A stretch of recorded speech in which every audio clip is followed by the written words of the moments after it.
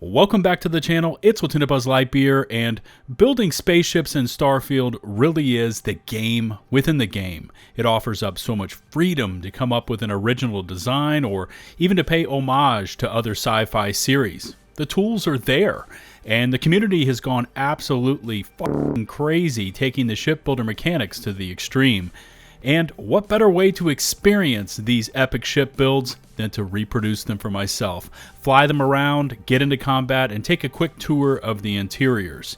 Now to do this, I burned through nearly 2 million credits and untold amounts of hours, painstakingly researching and recreating these 5 insane ship builds. Now all of these ship designs are built in the vanilla game, so no mods or tweaks through console commands. These are 100% authentic setups. You guys have always shown such awesome support for my Starfield uploads, and I greatly appreciate it. In case you haven't yet done so, make sure to hit subscribe and ring the notifications bell to receive my latest upload alerts. Likes, comments, shares are greatly appreciated. Chapters are available for a smooth and easy viewing experience, and away we go.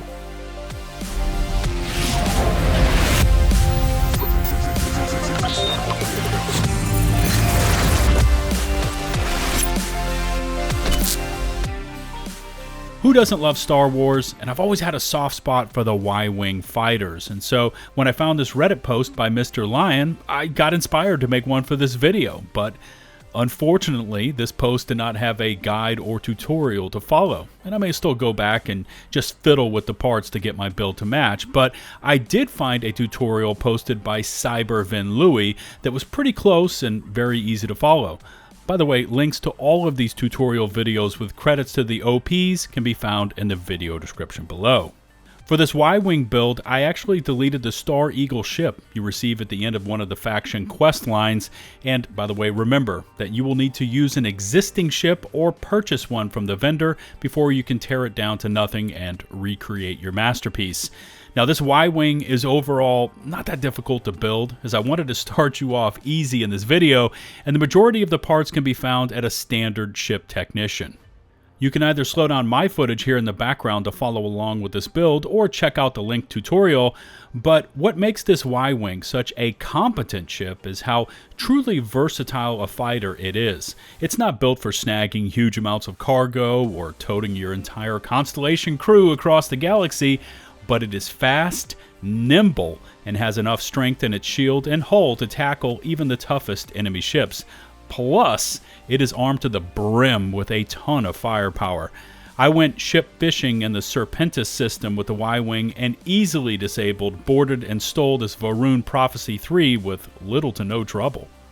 The Y-Wing's interior is just as Spartan as its exterior, consisting of an all-in-one hab and the cockpit. I mean, that's it, allowing space for just 4 total crew.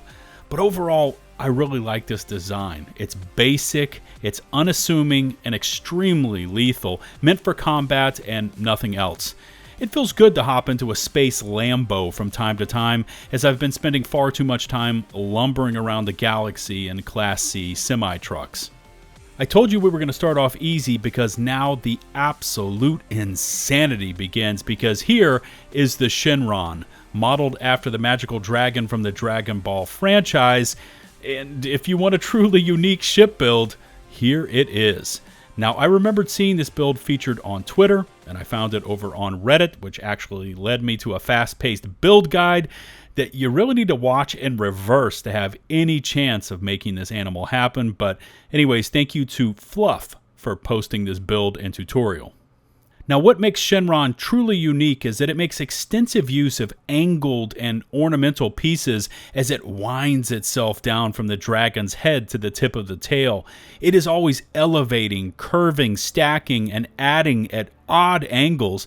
And just being honest, it took me a good 2 to 2.5 hours to recreate this one build, because if you get just one piece out of alignment, the whole thing will fail the shipbuilder flight check.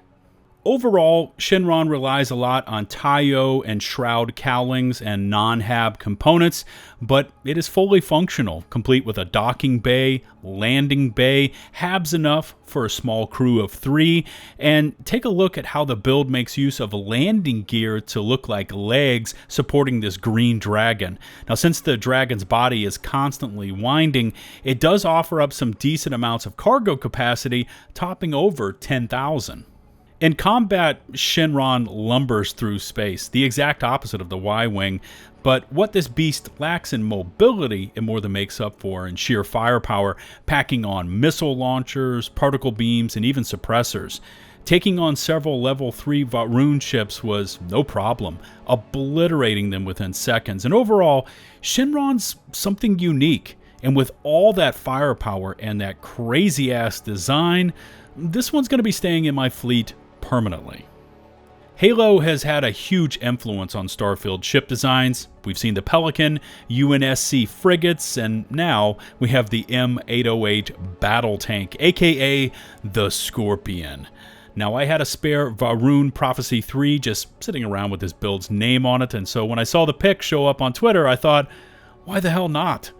Reddit user Lancey West Walker posted this monstrosity along with a full build tutorial, and of the builds I'm going to be showcasing today, the Scorpion tank is the only one that takes the stock build limiter right up to the very last piece allowed. I mean, you literally cannot add another piece anywhere to this behemoth. I ended up making a few tweaks to this one just to try to squeeze in a bit of cargo space, but for anyone out there that does not yet have Class C shipbuilding available, this might be a build for you, as believe it or not, the Scorpion tank only uses a Class B reactor and grav drive. Now, what makes the Scorpion unique, besides the fact that it is a tank in space, is how it makes use of huge hab units to fill up space and create cosmetic portions, say like those tank treads. Expect to be using mostly Deimos ship pieces, including a huge 3x3 hab unit, and then topped off with Shroud Eklund cowlings and cosmetics to give it some slope and curvature. Now, in combat, the Scorpion tank is actually faster than you would think just based on the size of this thing, and I actually messed up a bit equipping triple missile launchers that really hit hard but had too much cooldown time. Suppressors are also useful in close quarters combat to prevent enemy ships from doing much of anything, let alone fighting back. As expected, the interior of this thing is a twisted morass of hallways and dead ends. I got the hang of it after a few minutes, but it's like playing an interstellar game of chutes and ladders. Reaching the cockpit reveals enough room for 6 total crew members, and yeah, overall, unique use of hab units and cosmetics to give it the appearance of having tank treads, and who doesn't want to fly a giant Halo tank in space and not have to use mods or console commands to actually create it? I actually thought about playing the Dark Knight soundtrack for this next ship, but I don't want this video getting hit with a copyright strike, and you probably already guessed what it's going to be. Ladies and gentlemen, the Batwing. Now, I've seen modded versions and versions using a shipbuilder glitch to attach parts that shouldn't be able to, but this version here does none of that. I found a tutorial by Reddit user BMikey, but unfortunately, I was afraid I would lose my eyesight as I squinted to make out the details of his build, and I instead found a much better explanation from Two Smokin' Barrels, who actually credits BMikey in their build tutorial. First thoughts here are that the Batwing is not that difficult to make, but looks can be deceiving, because if you look at it completely assembled, it looks overly intricate, and it's probably best built in stages with an upper and lower portion. The OP's build guide is methodical, it's precise, and even breaks down the specialty part acquisitions in stages, as you're going to be visiting most of the shipyards to pick up those specialty parts. Now, much like the Scorpion tank, the Batwing makes use of hab units as fuselage components, and despite its overall mass, the interior space is really small. I do plan to go rework a few of the connectors to open up those extra hab units and allow for more crew to be assigned to this ship. Now, much like the Y-Wing, this insane Batwing is built for one thing: Combat. It forgoes all cargo capacity, or much of it, for maximum speed and mobility, and it is armed to the teeth with all sorts of Class C weaponry, and overall, the Batwing's no joke. I had just come off of recording the Scorpion tank footage when I took this ship out for some combat, and by comparison, it felt like I was always at light speed. Most enemy ships were nothing but cannon fodder for this incredible creation, and I was on them in an instant and liquefying their shields and hulls with the Batwing's strong armaments. The interior of this one is nothing more than a huge Ares bridge and a front hatch, as the Batwing is all business.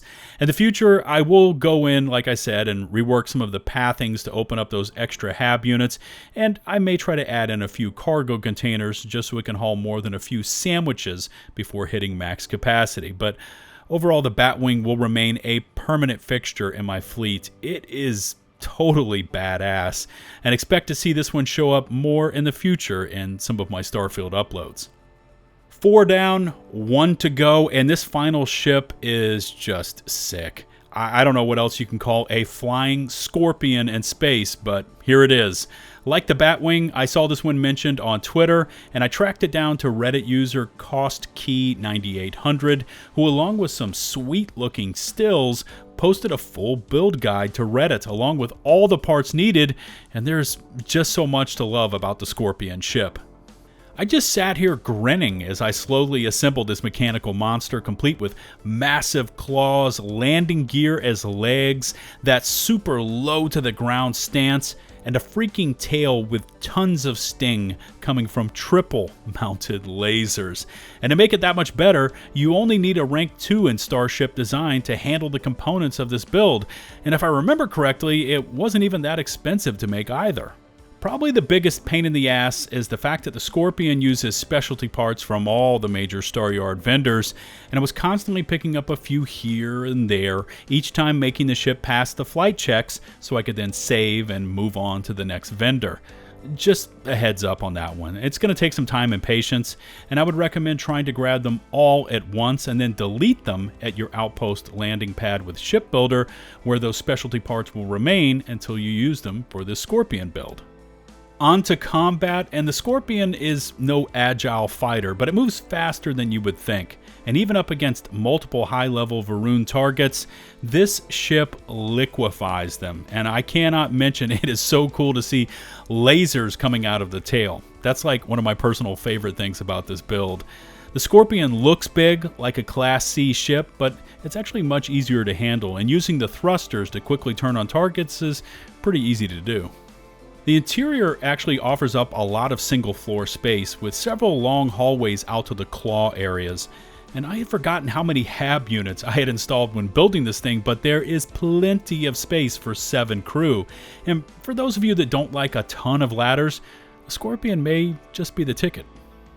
So, 5 insane ship builds for you, and I tried to change it up this time. Instead of just looking at photos, I took it a couple steps further. I built and tested them for myself, and overall, I loved them all. Make sure to leave me some feedback on these builds. Which was your favorite, and do you want to see more of these builds and reviews in the future? Remember to hit subscribe and ring the notifications bell to receive my latest upload alerts. Likes, comments, shares are greatly appreciated. Shout out to the nearly 175,000 of you that have stuck with me and hit subscribe. And a special thanks goes out to my patrons and to those of you sending over those YouTube super chats. Until the next one, this is LtBuzzLitebeer signing off.